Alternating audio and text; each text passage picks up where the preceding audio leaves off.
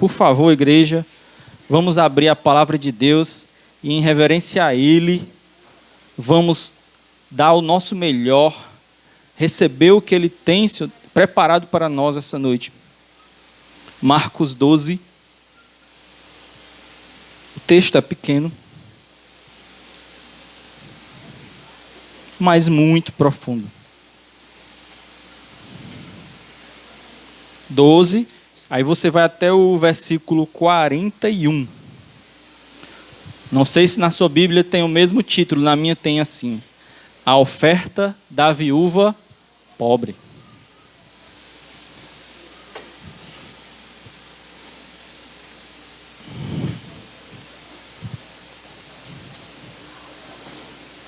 Podemos ler? Assentado diante do gasofilácio, observava Jesus como o povo lançava ali o dinheiro. Ora, muitos ricos depositavam grandes quantias. Vindo, porém, uma viúva pobre, depositou 2 pequenas moedas correspondentes a 1 quadrante. E, chamando os seus discípulos, disse-lhes: em verdade vos digo, que esta viúva pobre depositou no gasofilácio mais do que o fizeram todos os ofertantes. Porque todos eles ofertaram do que lhes sobrava. Ela, porém, da sua pobreza, deu tudo quanto possuía, todo o seu sustento. Glória a Deus. Forte esse texto, né? Na visão do mundo, o mundo não entende. Não entende. O mundo entende a quantidade, o valor. Jesus olhava algo mais profundo. Olhava um coração. Ele via um coração verdadeiro. Um coração aberto para Ele. Um coração que queria se dar e se doar por inteiro para Ele. Como está o meu coração? Como está o seu coração para Deus? Você tem dado tudo para Deus ou você tem dado o que sobra para Deus? Essa é uma das grandes questões levantadas nesse texto. Você tem dado o que sobra para Deus? Esse texto levanta 2 tipos de pessoas. São aqueles que dão o que sobra. E aquela pessoa deu o seu tudo para Deus. Falar sobre questões financeiras é algo delicado. Principalmente hoje na igreja evangélica, onde alguns são classificados como ladrões, mas realmente existem lobos vestidos de ovelha. Mas eu não vim falar aqui exatamente sobre questão financeira. Eu vim falar sobre coração. E sobre colocar Deus em primeiro lugar. Amém? Nós estamos aqui na festa da colheita, e o pastor Timóteo abriu muito bem, como disse. E a Alana colocou no grupo da igreja 3 características dessa festa. Essa festa celebra a dependência do Senhor. Não sei quem leu, mas tinha escrito dependência do Senhor, porque nós cremos que a nossa provisão vem de Deus. Essa festa celebra a gratidão por Ele suprir as nossas necessidades e dar muito mais do que aquilo que pedimos ou pensamos. Eu não sei se você está com esse coração, com esse objetivo. E também fala e celebra a fé do que ainda nós vamos colher. A fé no futuro. Não é a fé no que aconteceu, a fé no que vai acontecer. Porque fé é isso. É a certeza das coisas que se esperam e a convicção daquilo que não se vê. Hebreus 11. Amém? A festa da colheita, também chamada a festa das semanas, é também classificada como a festa das primícias. Então, o Senhor, Ele estabeleceu 3 festas, como o pastor Timóteo falou. A festa dos pães asmos, também conhecido como Páscoa. A festa das semanas, que é a festa das primícias. E tem a festa dos tabernáculos, das tendas. E o interessante é que aqui nessa igreja a gente tem a nossa festa dos tabernáculos. Na festa dos tabernáculos, que é a festa do final de ano, o povo de Israel ia e ficava em suas tendas. Aqui, durante o ano, um certo período do ano, a gente vai para as nossas tendas, não é isso? No nosso acampamento. E lá a gente tem um encontro precioso com o Senhor. Nós também celebramos essa festa, além da festa dos tabernáculos, nós celebramos a festa muito equivalente, muito parecida, bem equivalente assim, à festa das semanas, festa das primícias, que é essa festa aqui. A gente vem celebrar e entregar ao Senhor as nossas primícias. Por isso que, como a Alana falou, diferente das festas juninas aqui do sertão, aqui do Ceará ou do Nordeste, nós não estamos fazendo barraquinhas e cobrando e tudo. Nós estamos exercitando a nossa generosidade. Nós estamos exercitando o nosso coração. Porque a gente deve compartilhar. A gente deve entregar para Deus e para o seu reino.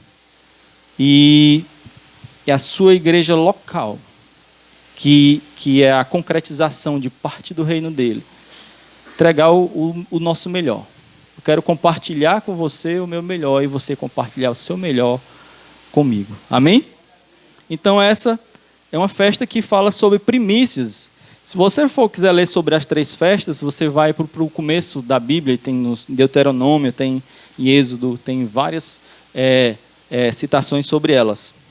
Mas especificamente sobre a festa das primícias, Levítico 23, 9 a 14, você pode abrir se quiser, mas eu vou abrir aqui ligeiro, porque nós temos não muito tempo. Então eu queria ser um pouco mais rápido. É difícil, viu? Filho do Evaristo. O meu colega disse que o meu vídeo no YouTube é melhor na velocidade 2.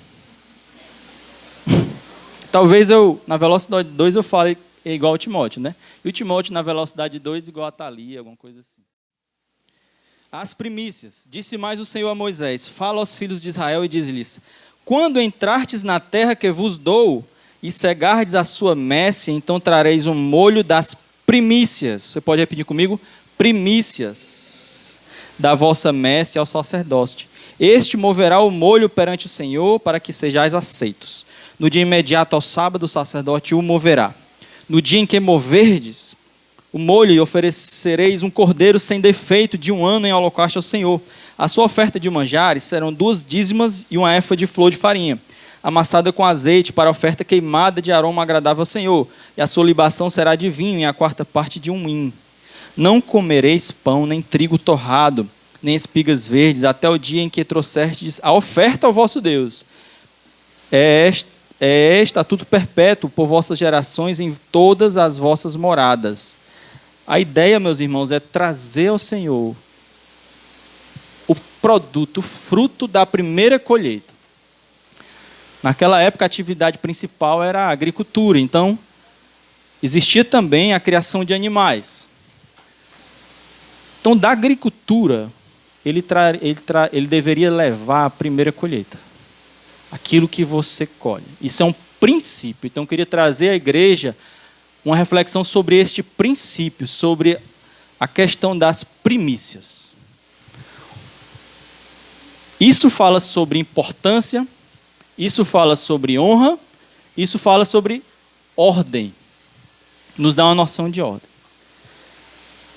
Porque primeiro, primícias tem a ver com primeiro, em primeiro lugar. Isso está repleto na Bíblia. Esse princípio está em toda a Bíblia. Mas se você for perceber, para ilustrar um pouco, todo aniversário a gente tem um costume. Depois de cantar os parabéns, umas 10 vezes. E aí, aqui na vida é assim, canta-se 10, 15 vezes, né? E vai cortar o bolo. Quando vai cortar o bolo, o que acontece? Para quem é o primeiro pedaço, não é isso? E aí eles perguntam, para quem vai o primeiro pedaço? E aí, isso dá uma noção de quê para você? Sabe, quem recebe o primeiro pedaço é honrado. Você que já viu um vídeo no YouTube do menino, que é o irmão dele, deu o primeiro pedaço para ele, não esperava. Pequenininho, quem viu esse vídeo? Esse menino ficou tão feliz com aquilo que ele chorou na hora do... E ele chorou mesmo, assim, foi emocionante. O fato é que ele se sentiu honrado. O primeiro pedaço. Para quem você tem dado o seu primeiro pedaço no seu aniversário? Não responda.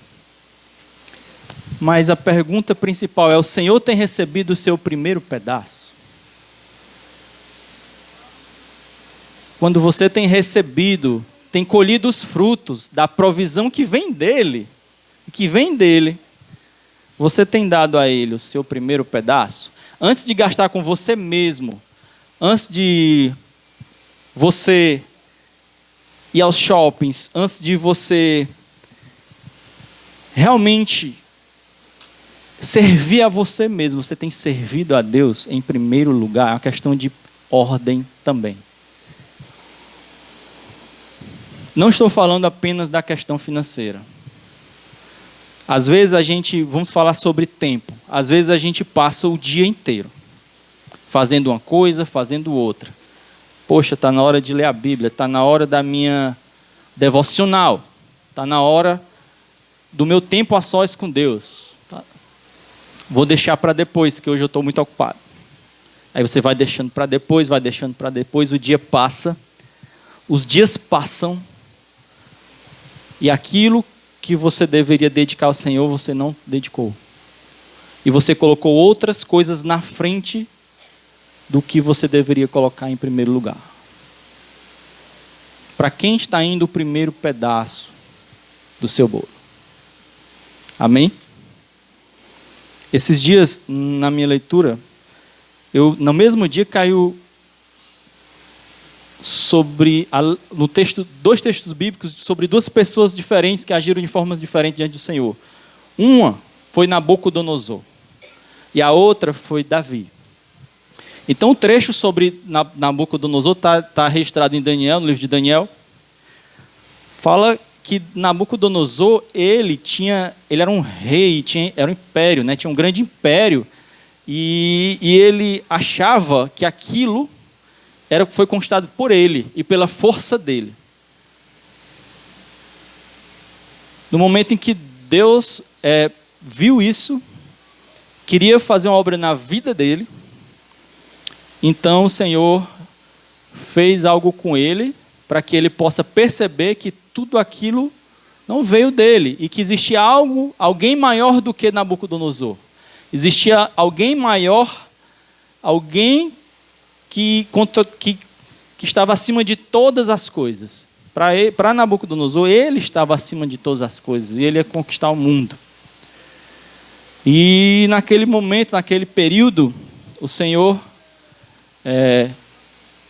colocou para ele, para a vida dele, na vida dele, algo muito diferente. Naquele momento ele perdeu a noção de quem ele era, ficou louco e passou muito tempo nas matas, roupas quase nu nas matas, e depois de um tempo ele volta à real. Quando ele olha, ele estava lá naquela condição, e depois daquele momento ele diz que o Senhor é todo-poderoso. O Senhor é o Rei dos céus, Rei da terra. Só depois desse momento. Infelizmente, para a vida dele foi assim. O Senhor aplica isso a todos? Não. Especificamente para ele, foi uma lição. Assim como Naamã recebeu uma lição, Naamã poderia ter sido curado no primeiro momento. Mas aprove ao Senhor. Foi uma lição.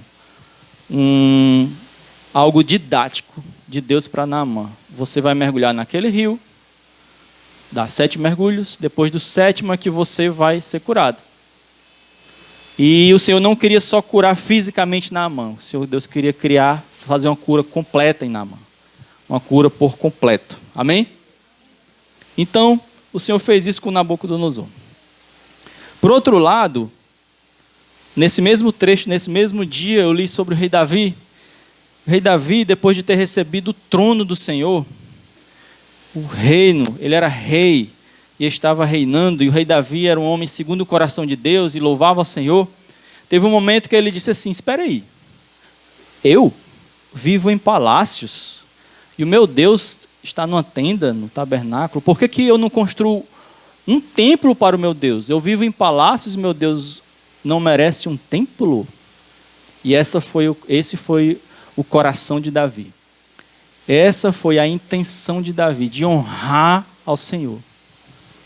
E aquela foi a intenção de Nabucodonosor, de desonrar o Senhor. Deus não, eu não sei quem é Deus, eu sei que eu sou maior do que Ele, eu que conquistei as coisas, eu que conquistei tudo. Isso acontece na nossa vida.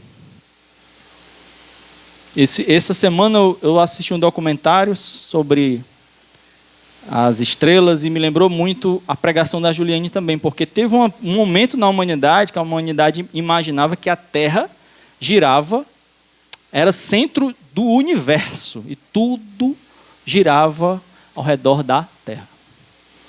Mas em um determinado momento da história da humanidade, alguém viu que não, a Terra não é o centro. Na realidade, a Terra está girando em torno do Sol.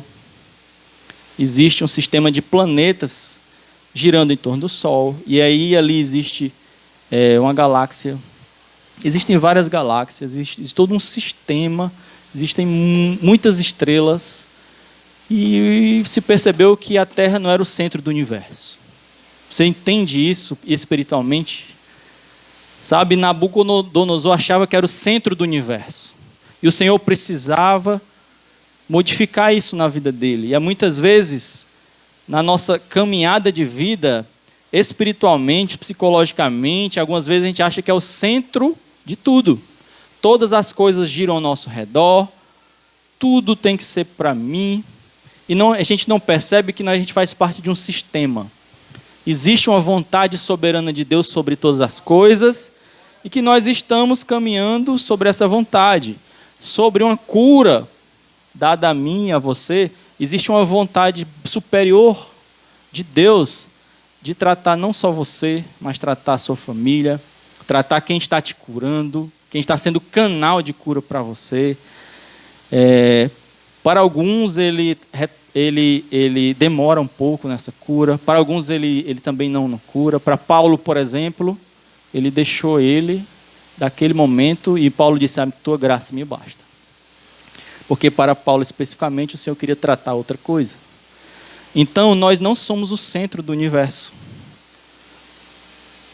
Existe alguém que é o centro do universo, que é o nosso Senhor, o nosso Deus. Ele criou todas as coisas. E a Ele que nós devemos entregar o nosso primeiro pedaço de bolo. Amém? As nossas primícias são para Ele. E algumas vezes, como acontece nos aniversários, o Senhor espera o primeiro pedaço de bolo. Espera a primeira parcela do teu tempo, a primeira parcela do teu salário. Sabe, espera o teu coração, que é dado a tantas coisas. O Senhor espera as primícias. Amém? As ofertas, perceba, o Senhor é Deus do dono e da prata e do ouro. Ele não vai ficar mais rico e nem mais pobre, você dando algo para Ele. Você já notou isso? Ele é dono da prata e do ouro. Um dia Ele chegou e revelou por meio de Jesus. Jesus precisava dar 2 moedas, então Jesus disse: olha, vai ali, para o discípulo dele, vai, pesca um peixe, na boca do peixe tem a minha moeda e a sua. Ou seja, ele sabe onde é que tem um tesouro, ele é dono do tesouro, ele é criador de todas as coisas, ele não precisava das primícias nem de fruta, nem de comida, nem de animais, porque ele é o criador de todas as coisas. Se ele não precisa, para que serve a oferta? Se não para mim e para você, para melhorar a todos nós. Nós que precisamos das ofertas. Você já pensou nisso? Nós precisamos exercitar um coração doador, um coração generoso. O Senhor quer nos tornar iguais a Ele. Mas no final da palavra, eu queria refletir mais sobre isso. O que nós temos ofertado ao Senhor e o que o Senhor tem nos ofertado. Amém?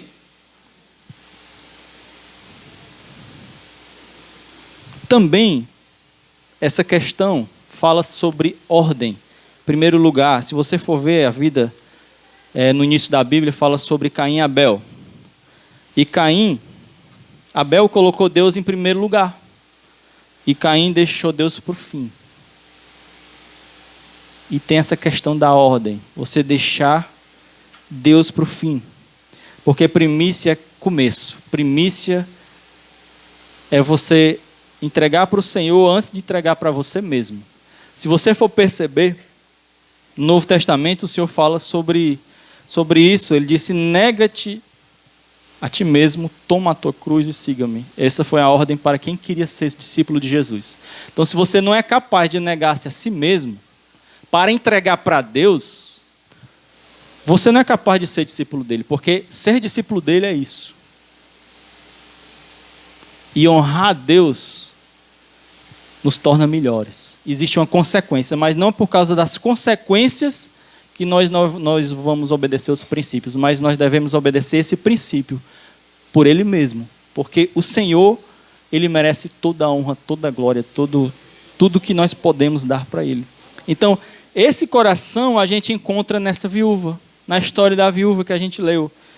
E para finalizar, eu queria falar um pouquinho sobre esse trecho, pequeno trecho que a gente leu da palavra da viúva, e eu queria só levantar 2 pontos.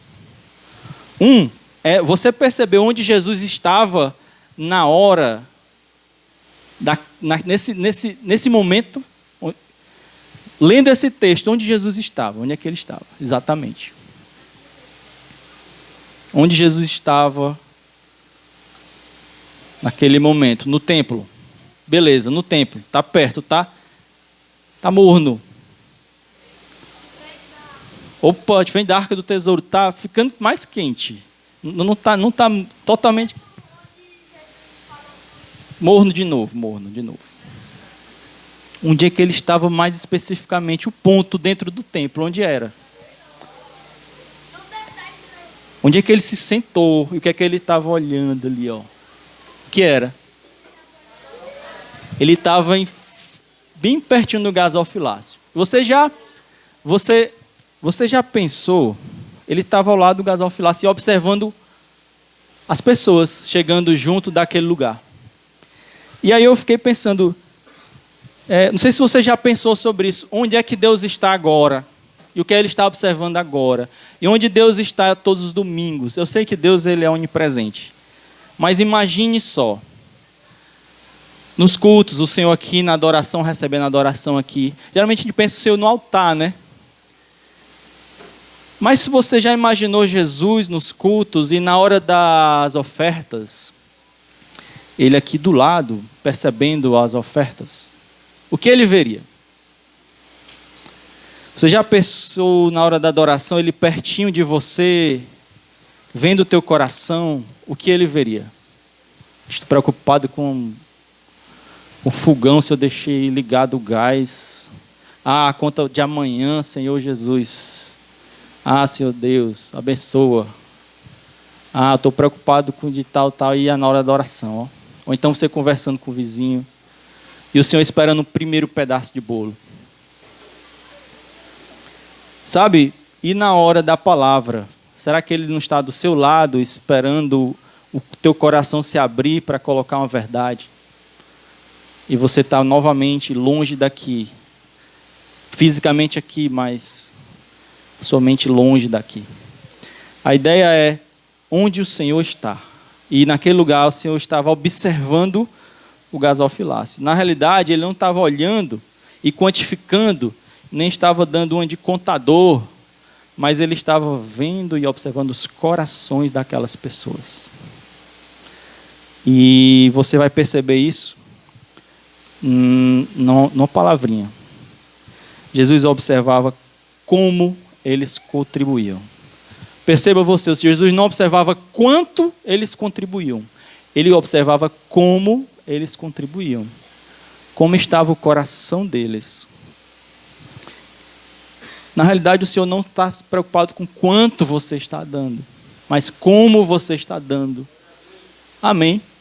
Não é o tamanho do primeiro pedaço de bolo. É como você está dando, é o seu coração a entregar isso. Como você chega no culto. A palavra do Senhor diz: alegrei-me quando me disseram, vamos à casa do Senhor. E Ele vê teu coração. Ele está sentadinho ao lado do teu gasofilácio, do lugar onde Ele está te observando. E Ele está vendo tudo. E Ele está vendo não quanto, mas como. Como nós chegamos à sua presença. Como nós nos doamos a Ele. Amém? Aí você percebe uma viúva e percebe os ricos. Nesse cenário tem a viúva e os ricos. Aquela viúva, ela deu 2 moedinhas que talvez um certo pastor fez um cálculo, deu aproximadamente, há um tempo atrás, 25 centavos. Imagine só. E era tudo que ela tinha. Aquilo poderia ser insignificante para qualquer um, mas para o Senhor disse, olha, a oferta dela foi a melhor de todas. Porque o coração dela era um coração doador, generoso, e ela deu tudo para o Senhor. Ela deu tudo dela para o Senhor. E os ricos fizeram o quê? Deram o que lhes sobrava. Gastou com isso, gastou com aquilo, e o que sobrou ele deu ao Senhor. E é assim que a gente vive na nossa vida. A gente dá o tempo de sobra para Deus. É isso que nós fazemos. Também, com relação ao reino dele, nós investimos no reino dele o que nos sobra. Porque para aqueles que são os ricos, que dão o que sobram, nos tempos de hoje, é por isso que a Apple, ela está bem. Está de vento em polpa, porque os ricos que dão o que sobram para Deus, dão o que não tem para comprar os iPhones, os iPads, os ai de um bocado de coisa. Gente com maçãzinhas, dando o que não tem. E para Deus dando o que sobra. Calças, roupas de marca, shoppings estão super iluminados e luxuosos porque os ricos estão lá, dando de tudo para eles. São os ricos que dão o que sobram para Deus, mas dão o que não tem para todas as outras coisas. E o reino de Deus como está? Se dependesse de todos nós, como seria? A gente sabe que Deus é dono da prata e do ouro, mas Ele quer exercitar e modificar os nossos corações. A gente sabe que o Senhor tem algo para mim e para você. Mais do que bens materiais, mais do que um carro, mais do que uma moto, mais do que uma casa luxuosa, mais do que um celular de última geração. O Senhor quer te dar um coração, segundo o coração dele. E isso é tão valioso. Eu acho que os pais têm esse mesmo sentimento para com os filhos. Quando os filhos pedem coisas que são tão pequenas, pai, me dá um pirulito, pai, me dá um brinquedo, e o pai, eu queria um coração, eu queria te dar caráter, eu queria que te dar uma vida que eu não tive, sabe, preparar ele, ensiná-lo a pescar e não dar peixes. É assim que o pai pensa em relação ao filho, e com o Senhor não é diferente. Ele quer nos dar muito mais. Amém? Eu queria encerrar essa palavra e já peço para a igreja ficar de pé, por gentileza. E se o grupo de louvor quiser chegar aqui.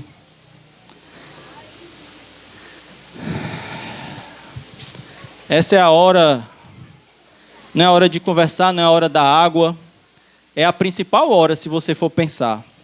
Quando nós, pastores aqui da igreja, pedimos para você ficar de pé, ainda tem um principal ponto, tem um fechamento, tem uma conclusão. Eu pedi para vocês ficarem de pé, por gentileza, e lembrei do amigo lá do trabalho chamado Chico Gentileza. A gente chama ele de Chico Gentileza, porque existe uma porta que abre e fecha automaticamente. Na realidade, você empurra, ela volta. Não precisava, mas toda vida que a gente vai chegando, ele está lá, ele abre a porta para a gente. É natural dele. Então, 1000 vezes ele já abriu porta para mim, e poucas vezes eu consegui abrir para ele. Eu sempre dizia, estou em débito contigo, viu, Chico? Mais uma. Estou em débito. É algo que eu não consigo pagar. Toda vida que ele tem mais oportunidade de abrir a porta para mim do que eu para ele. E ele é conhecido lá no trabalho como Chico, o nome dele é Chico, a gente chama de Chico Gentileza. Ele é uma pessoa que tem o prazer de fazer a coisa por outro, uma pessoa generosa. Então, existem pessoas que nós temos dívidas eternas. Eu comecei de uma dívida pequena, de abrir a porta. Mas, por exemplo, aos nossos pais, nós temos dívidas eternas. Tudo que um filho fizer por um pai, não paga, porque os pais geralmente fazem muitas coisas pelos filhos, os pais e mães, que nos criaram, que nos deram o alimento, que nos sustentaram, tiraram da boca deles para nossa, tiraram do que era para eles e nos deu em primeiro lugar, sempre os primeiros pedaços de bolo foram para nós.